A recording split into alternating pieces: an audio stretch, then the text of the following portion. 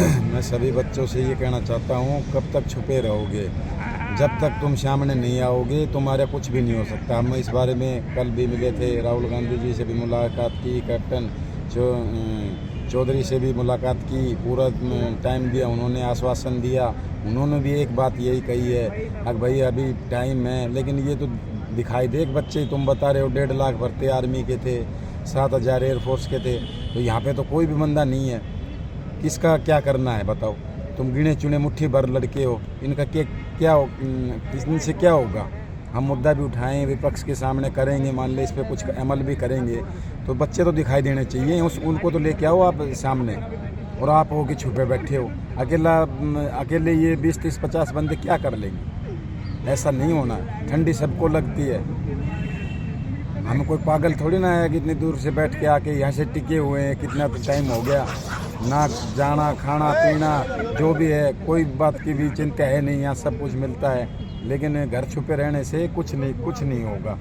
और ये बोल रहे हैं कि जो आएगा उसी का ही मतलब हो सकता है, क्योंकि उनको तो एब्सेंट मान लिया जाएगा, वो कहीं ना कहीं सेटल हो गए, तो वो आ नहीं रहे बच्चे।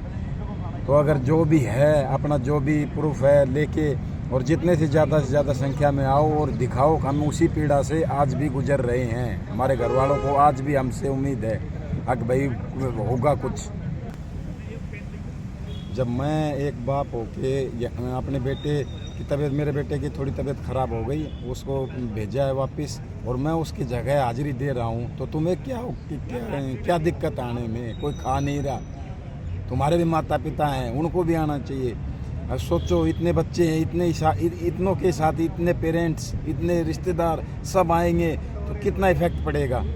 1 मिनट में हमें किसी के पास जाने की जरूरत नहीं, वो खुद आएंगे निकल के पार्लियामेंट से। हमारी कितनी खुशी थी जब बेटे का सिलेक्शन हुआ था, सारा सिस्टम सही था 2021 में, और आज वो दौर गुजर रहा है। बहुत दुख हो रहा है अंदर से। बच्चे को भी नहीं देखा जाता मेरे को, कितने टेंशन में रहता है, और कितने ताने पड़ोसियों के सुनने पड़ते हैं कि सारे झूठ बोलते हैं। तो यही दर्द तुम्हारे माता पिता को भी इसी दर्द से गुजर रहे हैं। वो तुम्हें बोल नहीं सकते, बच्चा कहीं सुसाइड ना कर ले, डिप्रेशन में ना चला जाए, लेकिन अंदर से दिखाई नहीं दे रहा तुम्हें, और तुम्हें महसूस नहीं हो रहा।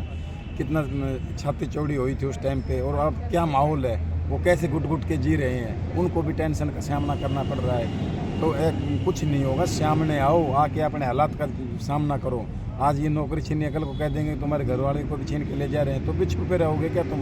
एक बुज़दिल कायर कहलाओगे। तुम्हारे बच्चे होंगे, कल ने पूछेंगे बापू क्या किया तुमने, उनको भी पता चलेगा, बताएंगे तो भगोड़े हैं, कुछ नहीं किया, ऐसे अफवाह फैला के शादी कर लिए और अब ये ऐसे यहाँ घूम रहे हैं। तो इसलिए निकलो घरों से, टिको सामने। देश तुम्हारा है, ना किसी नेता के जागीर है। इसी देश में तुम्ही ने इनको बनाया है। जनता चाहे तो 1 मिनट में सीट से इनको हटा सकती है। तो सामने आ जाओ, मत छुपो। सर्दी हमें भी लगती है, घर में रजाई में सोना हम सबको भी आता है, काम भी छोड़ के सबको काम है, लेकिन फिर भी आना पड़ता है। अगर डट जाओगे, राहुल सर ने भी बोला है, अगर डटोगे तो लेके जाओगे, अगर भग जाओगे तो कायर कहलाओगे। हम भी तो डटते हैं, सरकार हमारे नाक में दम कर रखा है। ईडी कितने सवाल करती है मेरे से पूछ के, लेकिन हम ऐसे नहीं घबराते, नहीं, टिके रहते हैं। तो नंगे के साथ तो नंगा ही बनना पड़ता है। एकदम ढीठ हो जाओ, आ जाओ, नहीं हम तो टिक गए, लेके ही जाएंगे। हक है हमारा, कोई किसी भीख नहीं मांग रहे किसी से। मेहनत की है, मेहनत लेनी है, जो कि हमारी जायज़ है, नाजायज़ नहीं है। नाजायज़ हो तो आप भगा दो चीज़। सब समझते हैं, यहाँ पे आरटी सेल वाले भी समझ रहे हैं, पुलिस वाले भी समझ रहे हैं, प्रशासन भी समझ रही है। लोगों को फिर दोबारा से उम्मीद जगी है। कैसे हमें राहुल सर ने भी कहा है कि हमें तो पता ही नहीं तुम्हारे साथ इतना बड़ा अन्याय हुआ है। ऐसे लोग हैं जिनको ये भी नहीं पता कि क्या हुआ है क्या नहीं हुआ। उन्होंने तो बस मीडिया ने अग्निवीर दिखाया है, अग्निवीर के लिपापोती करके उसको फोल्ड कर दिया चैप्टर को। और अभी भी अंदर भी मतलब तुम्हारा डाटा सेफ रखा हुआ है। अब पता है गवर्नमेंट को भी, कभी भी आके बच्चे अपना हक मांग सकते हैं, देना पड़ेगा। तो इसलिए मेरी तुम्हारे माता पिता से विनती है, हाथ जोड़ के, वो आएँ या तुम आओ, अपना संकल्प लो कि एक बंदा हमारी हाजिरी पूरी करेगा। बूंद बूंद से घड़ा भरता है, इसलिए आओ। हम अकेले थक जाएंगे, टूट जाएंगे, बिखर जाएंगे, फिर पछताओगे।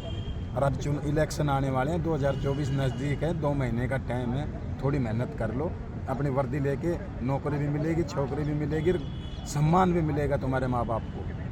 तो इसलिए मेरी विनती है तुम्हारे माँ बाप से भी, और तुम बच्चे हो, छोटे हो, आओ और साथ दो, कंधे से कंधा मिला के।